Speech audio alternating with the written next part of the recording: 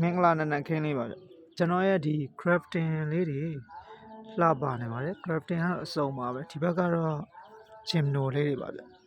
gymno လေးတွေကို crafting လုပ်ထားတာပါ gymno ထဲမှာဒီမျိုးလေးကတော်တော်လေးကိုလှပါတယ်သူကတော့နီယွန်လို့ပြောနေတဲ့မျိုးလေးဖြစ်မယ်ဗျ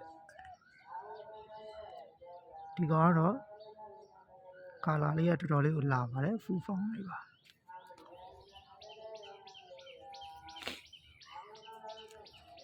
ဒါတော့ crafting လုပ်ပြီးကမှအစမတန်ကြီးထွားလာတဲ့စင်လေးတွေပေါ့စင်လေးရစူးလေးတွေတော်တော်ချစ်စရာကောင်းပါတယ်ဒီကောင်လေးကတော့စူးမပါဘူး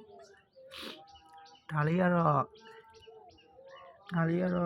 crafting လုပ်ပြီးကမှပို့ပြီးတော့အတက်တွေထွက်လာတယ်အတက်တွေမြိုင်လာတဲ့ဒီအကောင် paper spark ဟုတ်တယ် paper spark လို့ခေါ်တဲ့မျိုးလေးပါ